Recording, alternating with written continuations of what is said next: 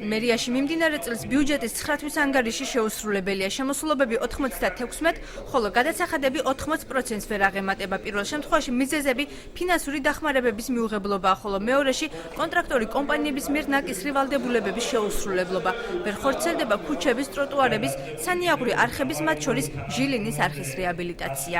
გადასახდელები არ დაფინანსდა სრულად და თვითმმართველობას გააჩნდა თავისუფალი რესურსი, ფულად ნაშთის სახით, აქედან გამომდინარე, ლოგიკურია ფინანსური დახმარება იმოდენობით არ იქნა მიღებული, რამაც განაპირობა ანუ გეგმის შესრულების დაბალი მაჩვენებელი, თუმცა ეს თანხა მიღებული იქნება წლის ბოლომდე და აისახება წლieურ შემოსავლებში. ანგარიშის მოსმენას შენიშვნების გარეშე არ ჩაუვლია შენიშვნები. ძირითადად ნაციონალური მოძრაობის ფრაქციებმა გამოთქვეს და აღნიშნეს, რომ ბათუმის თვითმმართველობის ისტორიაში ეს პირველი შემთხვევაა, როდესაც შემოსულობების ნაწილი ვერ სრულდება.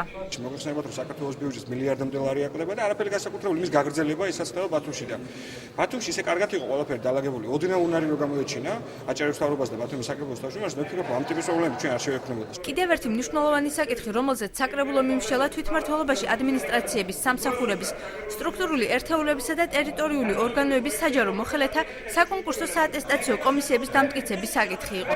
კითხვები და შენიშვნების საკითხს საკვალიფიკაციო მოთხოვნების განსაზღვრისას მოჰყვა. ეს ნიშნავს იმას, რომ ადამიანები, რომლებიც ქართულმა ოცნებამ მოიყვანა და ბოლო პერიოდში დანიშნა, ესე ვთქვათ, თვითმმართველი ქალაქ ბათუმის მერიაში, ისინი ავტომატურ რეჟიმში დარჩებიან კონკურსს მიღმა. იმიტომ რომ კონკურსს ვერ მიიღებენ, მოწევს თუ რაღაც სასწაულად კანონი არ დაარღვიეს. იმიტომ რომ ცალსახად ყველა კონკრეტულ თანამდებობაზე წერია სამუშაო გამოცდილების სტაჟი რამდენი უნდა იყოს. თავიდან ნათქვამი იყო, რომ პრიორიტეტი მიენიჭება ადამიანებს, რომლებიც არაუმეტეს 1 წელი ექნებათ გამოცდილება საჯარო სამსახურში მუშაობისა, მაგრამ ადამიანებს, რომლებიც არ აქვთ 1 წელი და აქვთ 6 თვე, თუნდაც 3 თვე, თუნდაც 1 თვე გამოცდილება, ეს ადამიანები რჩებიან კონკურსს მიღმა. ბათუმის მერი ამბობს, რომ სტაჟიორებს უფლება აქვთ მონაწილეობა მიიღონ სპეციალისტებისთვის გამოცხადებულ კონკურსში, სადაც სტაჟი არ მოეთხოვებათ, ხოლო 1-დან 3 წლამდე სამუშაო გამოცდილება განყოფილების ხელმძღვანელებს, რწმუნებულებს, სამსახურის უფროსებს, მათ მოადგილეებს, მერს, ვიცემერებს ადრეს მოეთხოვებოდათ. სპეციალისტების დონეზე სტაჟი ამოღებულია, ხოლო ხელმძღვანელების დონეზე სტაჟი ჩვეულებრივ განისაზღვრა იმიტომ, რომ ეს არის საჯარო სამსახური, ის უნდა იყოს გარკვეული ჯგუფის ხელმძღვანელი, გარკვეული პასუხისმგებლობა ეკისრება მას